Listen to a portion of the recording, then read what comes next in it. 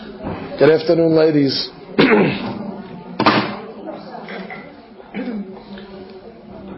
We are studying today Parashat Bekchukotai. We are also one day before the very favorable day on the Jewish calendar called Lag BaOmer. It is worthy to spend a few moments to talk about the significance of this holy day.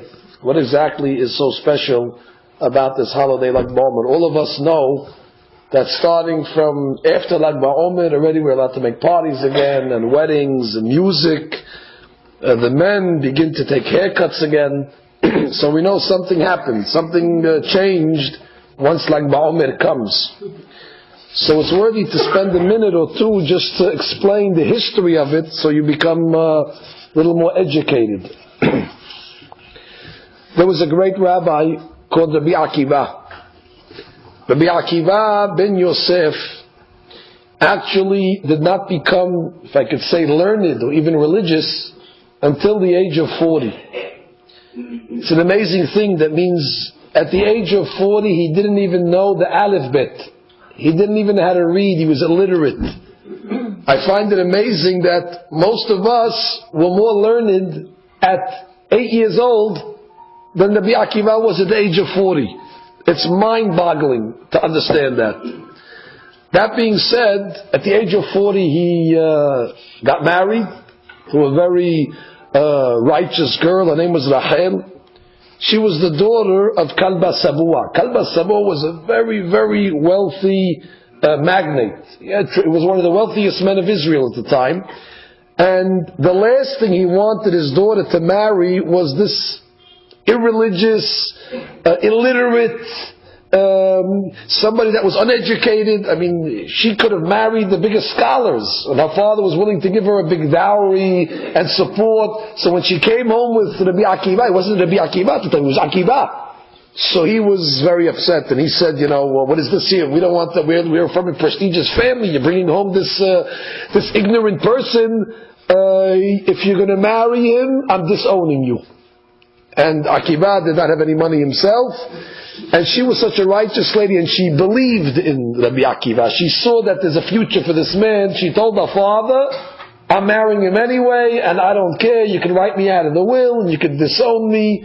So they got married, and the story is told how poor they were, that they didn't even have enough money to buy a bed, to buy a mattress.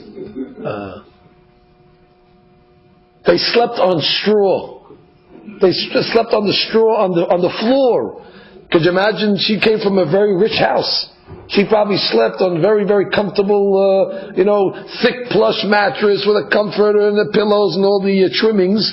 And here now she marries this man and they're sleeping on the floor. To show you the sacrifice this lady had, because again, she saw there's potential. The story is told that she got a little depressed. She's a human being also. I mean, she got a little sad. So it says that all of a sudden, in the middle of the night, a man knocked on the door and said, "Please, can I borrow some straw?" So she says, "What do you need straw for?" She goes, "My wife just gave birth, and we don't even have straw." So Rabbi Akiva says, "See, we're not that bad. At least we have straw." So she felt good. The rabbis tell us that visitor was none other than Eliyahu HaNavi. Eliyahu HaNavi came to make peace between Rabbi Akiva and his wife, to make them feel good that as bad as it is, there's somebody that's having a more difficult time. In any event, the condition that she made was, you have to go study Torah. So Rabbi Akiva, shortly after they got married, however long it was, he checked himself into the yeshiva, and again, it's a tremendous sacrifice. Here she got married to be with her husband, and right away she ships him off to the yeshiva. So again, she's alone. Rabbi Akiva spends 12 years in the yeshiva. Now, this wasn't just to go learn Aleph Bet. This wasn't an ulpan. He went to study Torah. And I can imagine when he walked in as a 40-year-old man, they put him in kindergarten. They put him in pre-1A. And he's sitting with all the kids on the little chair. And they're learning Aleph, Bet, A, U, E, and the whole thing. But obviously he had a very good brain. And he progressed. And slowly he elevated himself. 12 years later, he comes home, and he hears, he's about to walk into the house, and he hears his wife talking to one of the neighbors. One of the neighbors is trying to make trouble. What kind of husband did you marry? He abandoned you. He went to the yeshiva for 12 years. What kind of life do you have? You know how the neighbors sometimes can be a little jealous and whatever it may be. She was trying to stir up some, mahloket, fighting between them. So Rabbi Akiva, his wife says, if my husband could hear me, she didn't know that Rabbi Akiva was in the back listening to the whole conversation. She says, I wish if my husband could hear me, I would tell him go back for another 12 years. Rabbi Akiva heard that. He went back for 12 years. And he came back, this time after 24 years, they studied in the yeshiva, and he came back with 24,000 students. Which means in those 24 years, he went from becoming illiterate to becoming the greatest scholar of Israel, so popular that already he became the rabbi of rabbis. Imagine that, 24,000 students, that's like an army. And they all came back together, and he came back to the town. When he got back to the town, so, you could imagine the Bekchukotai parade. This is a big personality coming back now.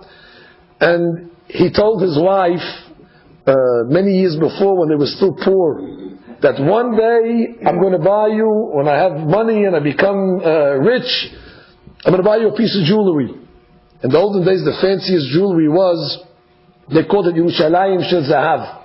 It was Jerusalem of gold. It was like a tiara, a gold tiara that ladies would have, but only if the rich ladies would wear it. And it was like in gold, the picture of Jerusalem. Very, very fancy piece. He says, one day I'll get it for you. He came back in an event, and now Rachel wants to go see her husband, so she's trying to push her way through the crowd to go to see her husband. So the students don't know who this lady is. Everybody wants to see the Rabbi Akiva, so she's pushing, so they push her away. No, get out of here, no ladies, there's the rabbi, move away. So Rabbi Akiva sees his wife, so he stands up and says, boys, my Torah and your Torah is all because of this lady over here. She's responsible for everything. All that you see over here is this lady. She predicted it and she saw it. So they made a path, and she went to. In any event, they went to Kalba Samoa, the father-in-law. The father-in-law sees a big rabbi coming. Who is this man over here? Sure enough, he ends up finding out that indeed this was his son-in-law that he wrote out of the will. So the Rabbi Akiva told him, if you would have known that I would have come to be like this, would you have ever write? He says, I would never have written you out of the will. On the contrary, now that I see what you've become, I'm giving you everything. And he gave him all his wealth. Rabbi Akiva eventually bought his wife that beautiful gold tiara. It's a beautiful story how he went from the lowest religious level and he went to the highest level. He lived a complete life, Rabbi Akiva. He died at 120. So for 80 years, he was the leader of Bnei Israel, and he accomplished tremendous. So great was Rabbi Akiva that when Moshe Rabbeinu was giving the Torah to the Jewish people, so Moshe Rabbeinu had prophetic vision. He was able to see the future. He saw all the future generations, and he saw Rabbi Akiva. So he told God, why should I be the one to give the Torah? Rabbi Akiva is greater than me. God said, yes, Rabbi Akiva is indeed great, but I chose you. That means even Moshe Rabbeinu was impressed by Rabbi Akiva. So great was he that, when we come to class, we explain the words of the Torah. That's what the class is. You take the Pesukim, the text, and you try to give an explanation. Rabbi Akiva not only explained the text, but he was also able to explain the Tagim. You know what the Tagim are? The next time the Sefer Torah comes out, you'll notice on certain letters, there's crowns on top of the letters. It's artistic. Which means when you're writing a letter in the Torah, there's like little lines that come on top of the letter, like a crown. And we always understood that this is to make the Torah beautiful. It's to make it pretty, that you put a crown on, like the letter is holy, so you put a crown on top of it. But Rabbi Akiva was so smart, he was able to give explanation to the crowns even to the artistic part of the Torah, he was able to give interpretation. Moshe Rabbeinu was very impressed. Such a man that has such scholarship. Tragically, and I say tragically is an understatement for what I'm going to tell you now, in a very short period of time, in a period of about 4 weeks, all of Rabbi Akiva's 24,000 students perished. They all died. This was one of the greatest catastrophes and the greatest calamities that ever befell our people. And the tragedy began on the second day of Pesach, and it went all the way until Lag BaOmer, which means it was a 33-day, call it a plague, or a certain type of death, that they all died. I mean, you can't imagine, that's 24,000 people in about a month. Go figure how many funerals a day. By the end of it, Rabbi Akiva was left without any students. This was a devastating blow to the rabbi, and you can imagine it was a greater blow to Klal Yisrael, to the Jewish people. Here we lost the 24,000 greatest tzaddikim, the greatest minds. We actually lost the future. Because without these students, who's going to transmit the Torah to the next generation? Rabbi Akiva put everything into these students. He gave them all his knowledge and all his wisdom. Our Torah is given through a transmission. Moshe gives it to his student, Yeshua gives it to his student, and they keep on transmitting it down the generations. God forbid if there's one generation that the link is broken, then there's no more Torah. So we rely on the legacy of Torah being handed down by this succession that we call it of Torah. Here when the 24,000 students died, so the transmission now was in jeopardy, because there was really nobody now to continue the link. Why did they die is a good question. The Gemara says that this was nothing to do with a plague like bubonic plague or the black plague or some sort of contagious disease, cholera, whatever they call it. No, it wasn't that. It seems the students of Rabbi Akiva, and I say this with great respect, far be it from me to come along and now speak about the students of Rabbi Akiva as if I'm better than them. I want to be very careful. When I'm speaking now, I'm just explaining what the Talmud says. This is not my opinion, and I don't want it to come off as if to say that Rabbi Mansour is better than the students, and therefore I have a right to criticize them and say why they died and why we're better. God forbid. But the Gemara says they were deficient in their camaraderie with each other. There wasn't unity amongst the students. They were lacking, you want to call it peace amongst themselves. They were lacking cohesiveness. There's a mitzvah in the Torah called Ve'ahavta l'ra'acha kamocha. Means you have to love your neighbor like you love yourself. You have to get along with people. You have to be kind. So I'm sure they were kind. There's no question. I'm sure they had a certain amount of unity, but on their level, maybe they didn't share their Torah with each other. Maybe they didn't have patience for each other. Maybe they got a little nervous from each other. Whatever it was enough that God said, they're guilty. And because there was a lack of love, there was a lack of unity amongst the students, there wasn't a brotherhood amongst them. I'm sure there was, but on their level it was deficient. Very scary. Such a sin like that, where God says there's no unity amongst the students, there was fighting, there was argument, there was fragmentation, there was divisiveness. This already aroused the judgment of God, and when the judgment of God is aroused, you have to get out of the way, and they all perished. Tragedy of tragedies. That's one of the reasons why the men grow their beards during this time of year, because we're mourning their death. Even though this happened thousands of years ago, but we cannot just go through the course of the year and not commemorate it. It's not like, one or two people, even though one or two people is a lot, 24,000 is unimaginable. And therefore the mourning period repeats itself every single year. Hence no weddings. How can we dance at a wedding at the time of year when we know we lost such a very integral part of the Jewish people? But the plague stopped on Lag BaOmer. Tomorrow is the 33rd day from Pesach, from the second day of Pesach, and miraculously on that day the plague stopped. So it's a happy day just for that. The Baruch Hashem, no more deaths, Oh, now we can start going to weddings again. Tomorrow will take a haircut. Everybody's happy again. But there's something else that happened on this Lag BaOmer. As I told you, Rabbi Akiva was a very unique personality. What did he do after his students died? What would be expected from Rabbi Akiva to do? You ask me, if the Gemara said he had a nervous breakdown, I would say, that's accepted. What do you want from the man? His whole life, his whole effort, his whole dream, his whole investment was wiped away in a month. If you would have told me that Rabbi Akiva lost his mind, he had to be, God forbid, became sick over it, or maybe he has a right to retire. He moved to Florida, that's it. He put his time in, it didn't work out, he's getting old. You can't do it again. The greatness of Rabbi Akiva was, he didn't skip a beat. He said, if I failed the first time and I wasn't successful in transmitting Torah, I'm going to start again. And he opened up another yeshiva, but this time it wasn't a quantity, it was quality. He chose 5 students. A very, very small yeshiva, very small class. And his star student, one of his main students, was Rabbi Shimon Bar Yochai. Rashbi, they call him. Rashbi is Rabbi Shimon Bar Yochai. And he learned with Rabbi Akiva for many years, maybe for 13 years.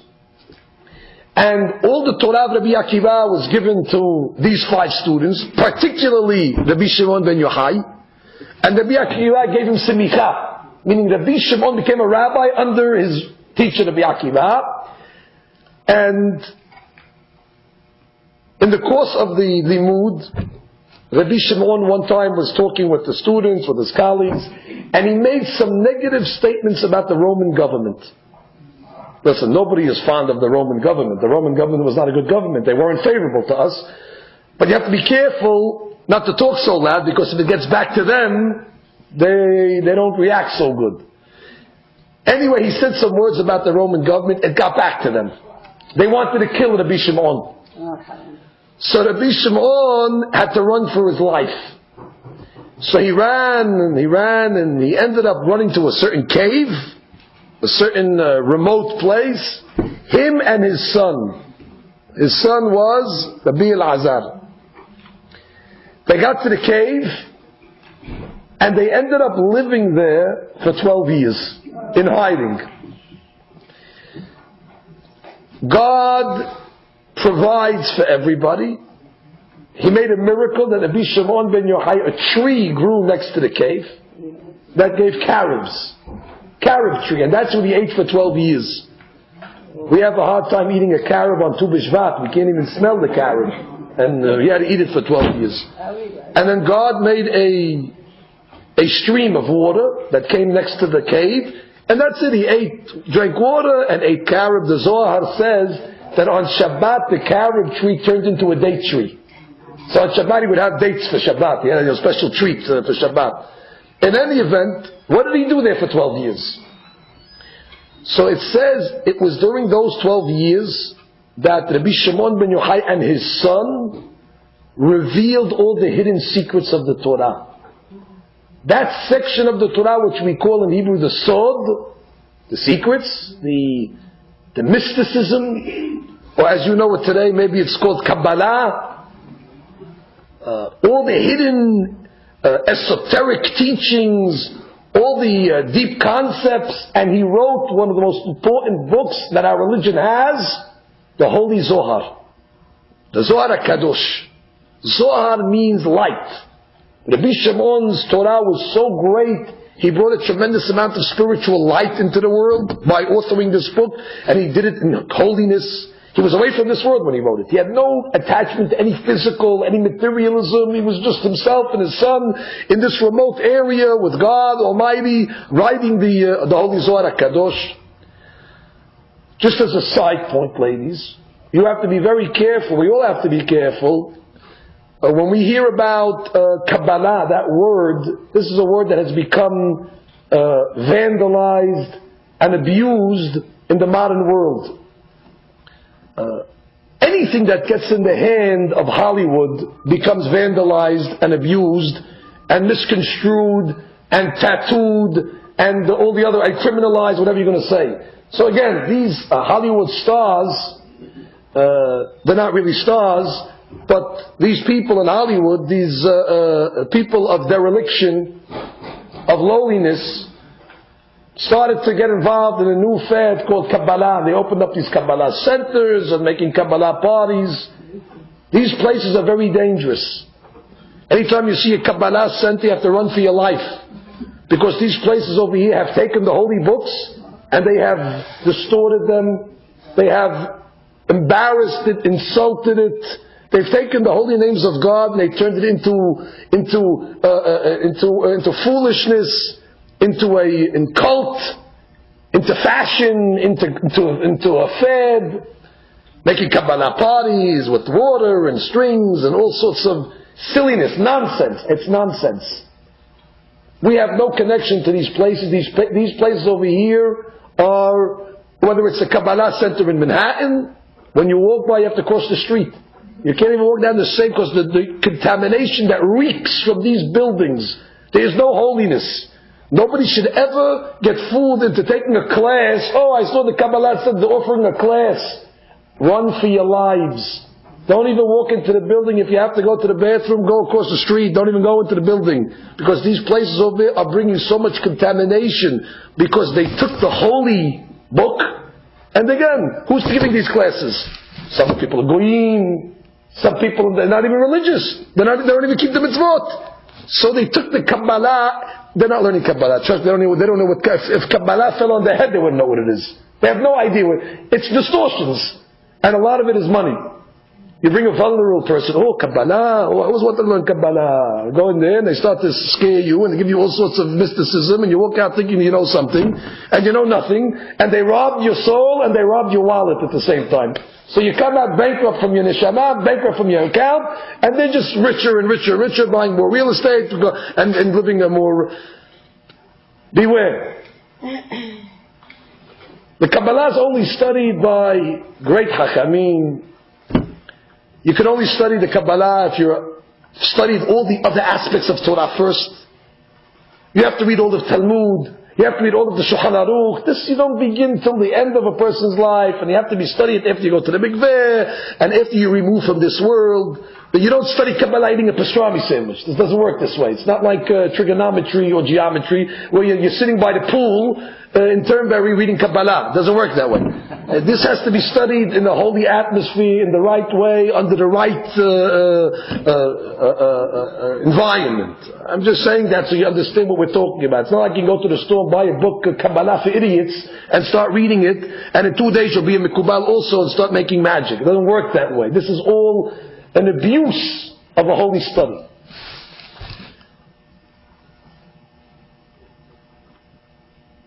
Chacham Baruch Alav Shalom was very careful because there's a lot of, and I have to be careful what I'm going to tell you now, because we all have a weak spot for Kabbalah. We all have a sensitivity and we all have a certain interest into this mystical situation.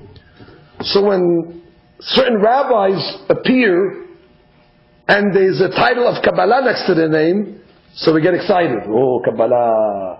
Especially if they have a white robe on and they have all sorts of different type of different holy vestments that they have in their briefcase and different magic tricks. So we get excited. Yes, there are real Mekubalim in the world, absolutely. I know the real Mekubalim as well. They are giants, they are great. But for every real Mekubal, there's 10 fakers. Yeah. For every real Mekubal, there's 10 fake Mekubalim, counterfeit Mekubalim. Now, Baruch Hashem, they don't come to our community that much because Chacham Baruch Alav Hashem, when he was alive, he put a wall against these people. They couldn't get past them.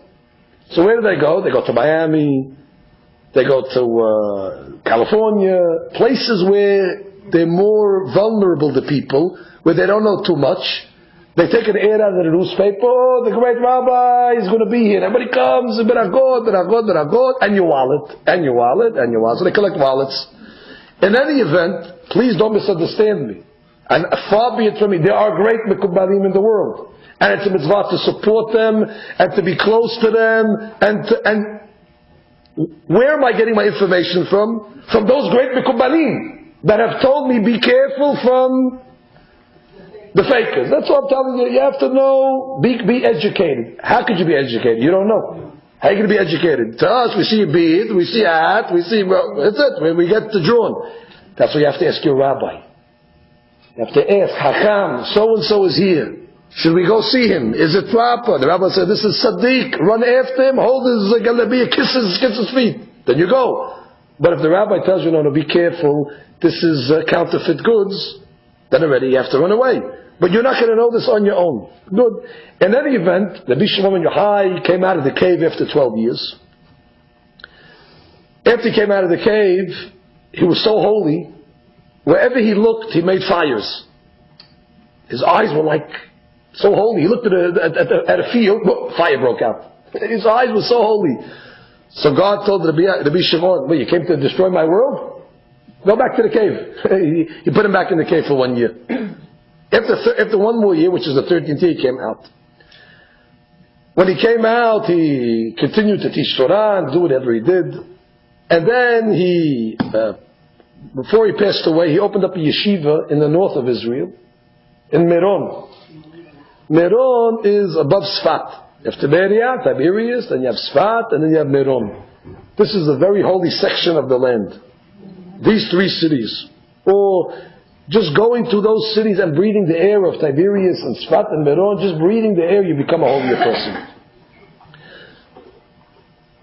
He died, and before he died he said that his death is going to be a tremendous elevation for the world, and he doesn't want anybody being sad on his yahrzeit. On the contrary, he wants his death to be a celebration, because he's going to be able to bring berachah to the world. The tzaddikim sometimes are more effective in their death than they are when they're alive.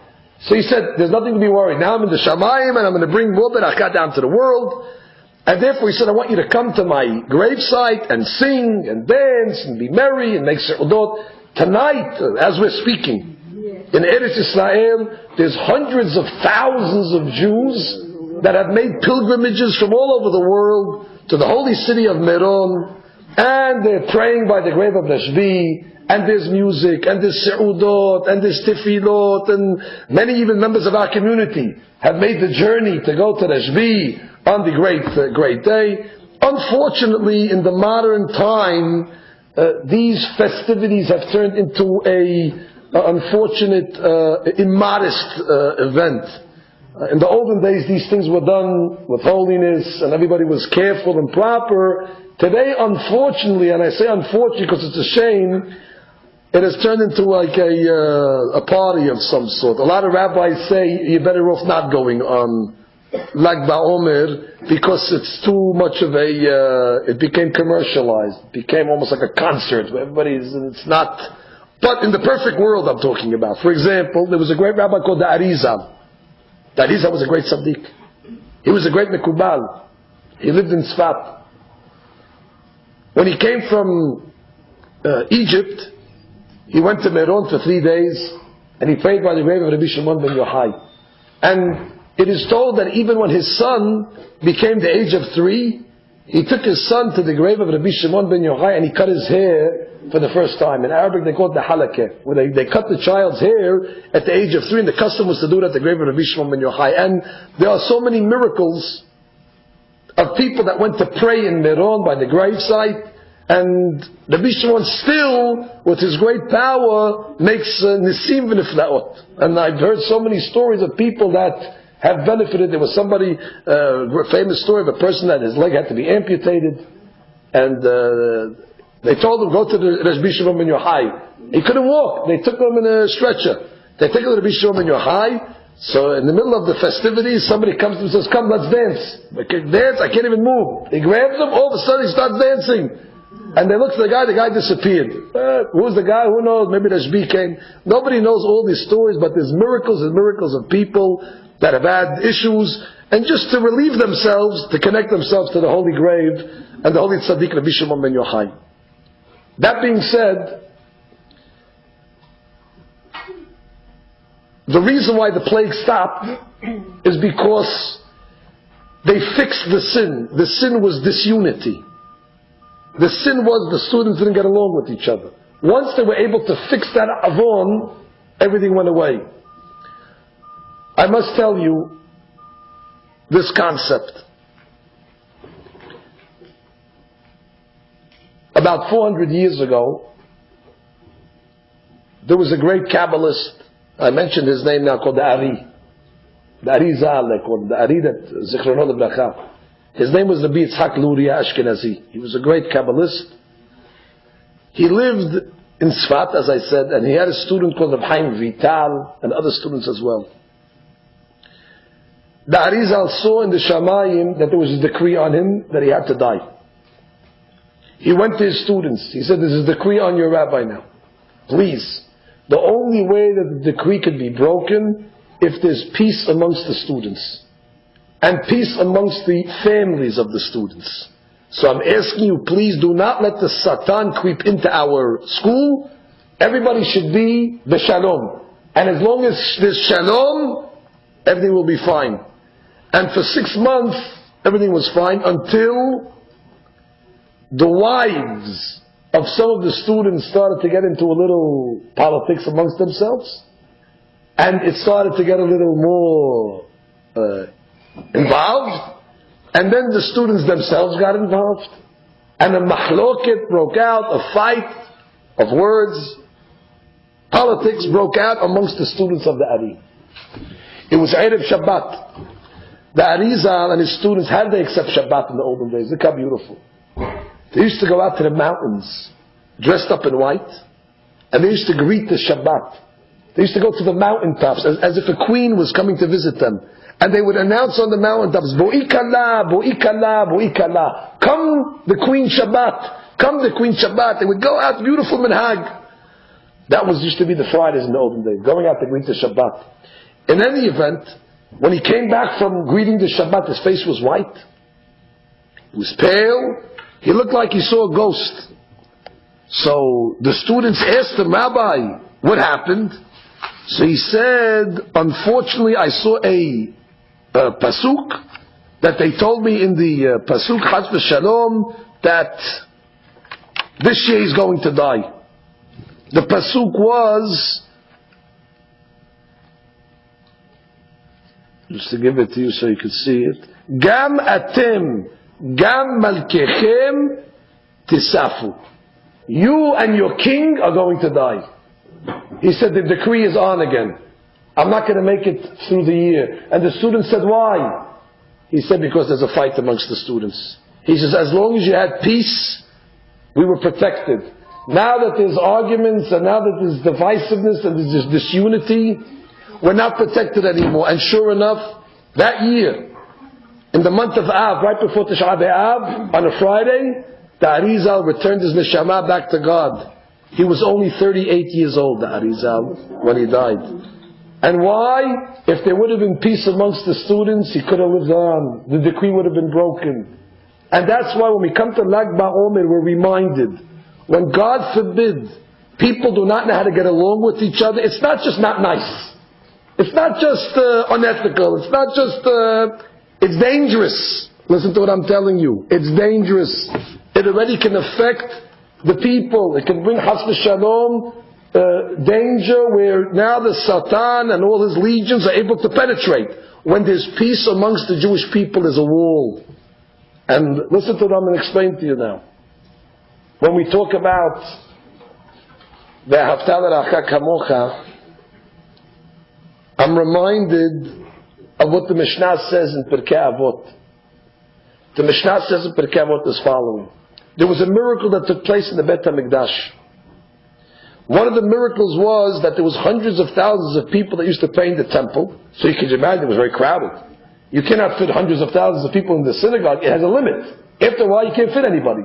But the Mishnah writes, everybody who went to the Beit HaMikdash, omdim sefufim.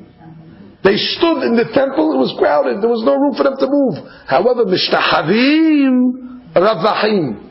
When they came to bow in the Amidah, there was room for everybody to bow. When they were standing, it was very tight. But in the Amidah, don't you have to bow? Baruch Atah. When they came to bow, it's almost as if the Beit HaMikdash expanded, the walls expanded, and everybody had room to bow. It's an amazing miracle. I once heard from the chief rabbi of Israel, Rabbi Ahmad. He explained, Omdim Sifufin, when they stood, it was tight. Mishtahavim, when they bent, Rabahim, there was room. And he said as follows. This is a lesson in life, not only in the Beit HaMikdash. Life becomes very crowded and very restrictive when everybody stands on their principle. When everybody's rigid, and people are not flexible with each other, and everybody is standing on their principle and standing on their ground, then the world becomes a very difficult place to live in. When neighbors stand on their ground to the T, and when family members stand on ceremony and principle, and everybody's omdim, and everybody's standing, tzifufim, it's very crowded. It's very difficult to live in such a world. However, mishtahavim, when people are willing to bend, let it slide, they're willing to be a little flexible, they're willing to forget, they're willing to forgive, they're willing to let it go, they're willing to let it slide for the greater good. In order to keep the peace, they're willing to give up, they're willing to concede, even though they might be right, but for the sake of the peace, they're willing to bend a little. Woe to the people that are always standing in place. Woe to the people that always are principled. It's the principle, God forbid, Chas v'Shalom, when there's no flexibility, then God says, you want to be judgment? You want to be to the letter of the law? I'm going to be the letter of the law also. And God forbid, when HaKadosh Baruch Hu is the letter of the law, nobody can stand in front of him. We want God also to bend a little, because we're not perfect. We want God to bend the rules a little. Give us a little easy. We don't want to, don't look so close at our sins. Overlook it. Give us a pass. So God said, listen, you don't give anybody a pass. When somebody wrongs you, you stand there. Oh, but you want me to forgive you? God only acts the way we act to people. And therefore the Mishnah is telling us, Mishtahavim, when you bend, even if you're right, so you bend a little. Why? If you make the peace is more important. Then the world is very comfortable. Ravahim. Now everybody's able to live and everybody's able to coexist. I want to explain to you a pasuk that Shlomo HaMelech said.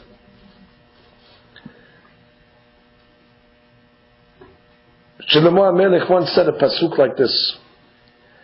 Kamayim panim lepanim ken lev ha'adam le'adam. I'll explain it to you. Like water is to the face, kamayim lepanim, panim lepanim. Meaning, when you look at water, what do you see? The reflection. So too are the hearts of one human being to another. What he was saying is like this.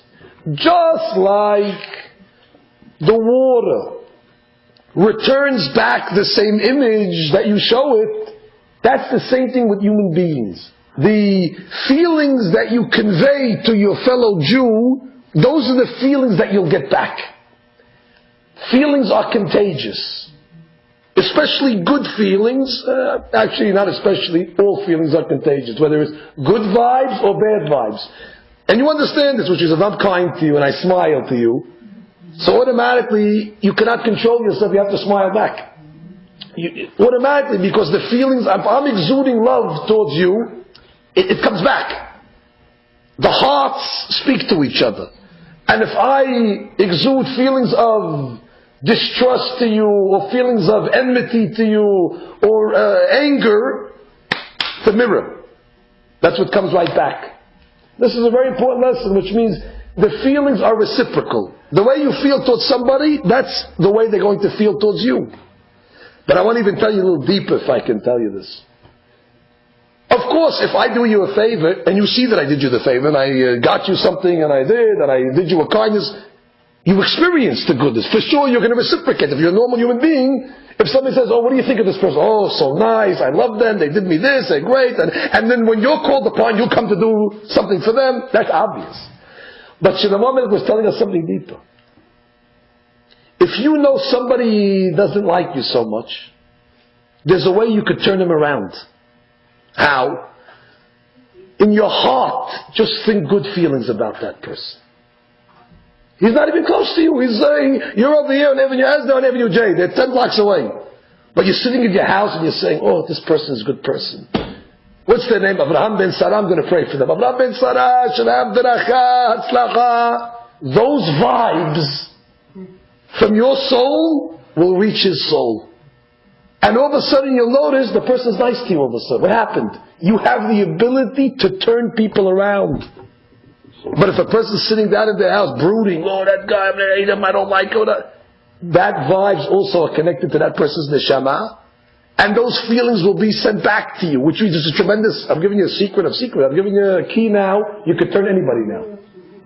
So long as in your heart, you're going to pray for a person, you have good, I'm not saying it's going to turn around in 5 seconds. You have to be patient. Yeah, Rabbi did it, the guy, he still looks at me funny. You have to be patient. I'm not saying this is going to happen overnight, but don't take my word. Shlomo Melech said it. It's an image, like the water responds in kind. The face that you show the water is the face that it shows back. The emotion that you exude to another person, that's the emotion you'll get back, even if they don't know about it. And there's many stories to prove this, but I want to say one hadush, and then I'll let you go. Why did Shlomo HaMelech refer to somebody that's looking at his face in the water? Why didn't he say a simple case? Somebody looking in a mirror.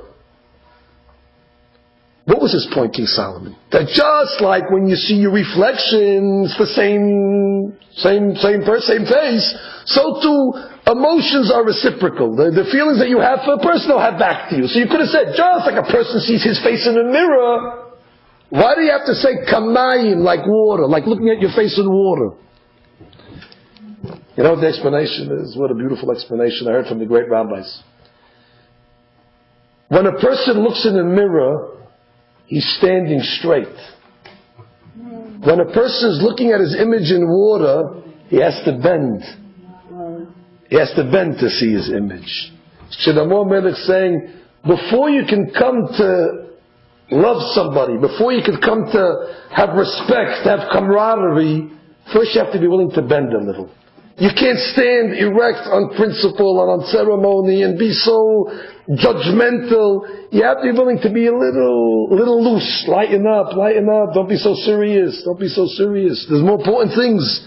Let it go. And therefore Shlomo Melech says, not like looking in the mirror. Looking in the mirror, you're standing. Standing, no good. Omdim. Look at the water. When you go to the water, you have to bend down a little to see yourself. Oh, that's the key to in a generation that's so selfish, that's so self-absorbed, that can't see past, their own needs. So therefore it's very hard to exude any feeling for somebody else. So the first key is you have to shed a little of your ego. Be willing to go down a little to let somebody else also enter. And this is what we work on when it comes to tomorrow. Our nation has lost so many great people because of this avon. And our nation till today still suffers so much tragedy because of mahloket. Whether it's mahloket in families, in shalom bayit, in couples. 2 couples come to the house, they're arguing with each other. Forget about what they're arguing. They're arguing on shtuyot, they're arguing on nonsense. He wants a red couch and she wants a purple couch. They ask me what color my couch, I can't even tell you what color the couch is in my house. And they're arguing, purple, this is what you have nothing better to argue. And they want to get divorced because this is a silliness. So one time I was trying to explain to them, the husband saying, but I'm right. And I said, let me tell you something. Marriage is not a courtroom. You're right. Okay, you're right. You're innocent. Don't be right. Be smart. Make the peace. There's no wisdom to be right. In a marriage you don't look to be right. Who cares to be right? I was right. You think it's going to be written in the newspaper? He was right. The purpose in marriage is be smart. The purpose is to make the peace. What do you care? So bend a little. Be willing to give up some of your ego. Where you're standing. So when people stand on principle, there's destruction. The home gets destroyed, everything gets destroyed, and everyone. So you're very smart, but you're standing all alone now with nothing. Your whole empire was destroyed. But see, so what did you gain? But I'm right. You're right, but you're miskeen and you're right. Don't be right and be successful. But that's in families as well. That's in business with partners. Anytime there's machloket in the community, you have to know. The people that know, the rabbis, they get very scared. Don't think that we've got used to it already. Where this family is fighting and there's a divorce. The people that know the danger of it get very scared. Another machloket. What's coming down the pipe now? The whole community, God forbid, becomes in jeopardy when people are fighting with each other. And therefore, for the greater good of society, to bring barakah down, you have to let it go sometimes. You have to be willing to forgive and to begin to forget and to do hesed for people, to be a little kind to people. But he did. Forget about he did. Hey, you want to play games still? Good. God forbid. You want judgment? We don't want judgment. This is an important lesson of Chaim Palachi writes in one of his books. On a place where two people were fighting, do not walk on that spot. Cross the street, he says. Do not even walk over the spot where two people had a mahloket. Why? Because there's tum'ah on that spot. There's satan on that spot. There's sitra hara on that spot. That's what the scary thing is. I'm going to take the liberty to say one more hidush, only because it's a precious idea that I saw from one of the great rabbis. I hope I can explain it properly. You know, God has different names. Some of the names of God represent judgment, and some of the names of God represent mercy. For example, the name Yudke Vavke that we have all over. See Yudke Vavke on the banner over there on the Modim. You see Yudke Vavke all over. Yudke Vavke. You know what a Yudke Vavke? The four-letter name Yudke Vavke. Whenever you see that name, it's mercy. Rahamim, it's Hesed. Well, you know God. I'm going to say it just so you can understand. He's in a good mood when you see that name. It's Berakah. It's happy. When you see the name Elohim, oh, that's judgment. Now you know, whenever you're reading Pesukim, you look for the name of God, and based on the name that's used, you know if it's merciful time or if it's judgment time. The Pasuk says, "Ve'ahavta l're'acha kamocha, ani Adonai." Love your neighbor like you love yourself. I am God. Do you know the numerical value? I'm not going to confuse you with these numerical numbers here, but simple mathematics. I think you could concentrate for 4 seconds. The word Elohim, the numerical value is 86. You can't let it. Aleph is 1, Lamed is 30, He is 5. Numerically it equals 86. That's the same numerical value as the word Kamocha. Kamocha, Kamocha. Love your neighbor like you love your... Kamocha also equals 86. That word Kamocha is judgment.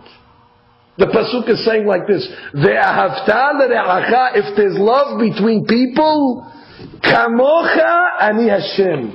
The Kamocha, the judgment, the 86, the Elohim, turns into Yudke Vavke. You're able to flip the mood of God. You're able to turn God from an angry mood into a happy mood, so to speak. God's moods don't change, trust me.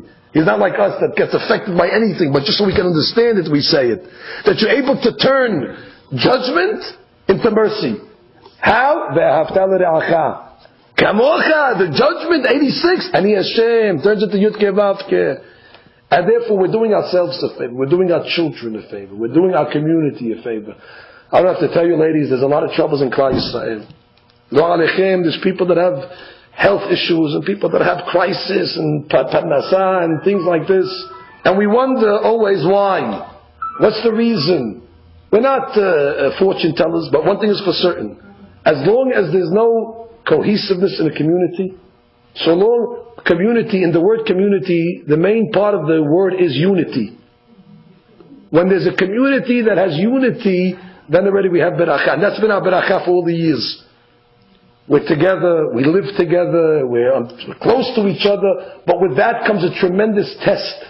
That we have to maintain the unity. And even though there's differences and things like that, but for the greater good, and there's no better day than Lag BaOmer, which is tonight and tomorrow already in Israel, they're celebrating to work on this trait, and let bygones be bygones. Let things slide off for you. Don't be so rigid. Be a little more flexible. Be more loose when it comes to these type of things. And then Be'ezat Hashem, Borei Olam in the Shamayim, He'll bring down to us a tremendous shefa of beracha, a tremendous amount of divine a blessing for all of us. Osher v'chavod me'ata v'ad olam. Amen v'amen.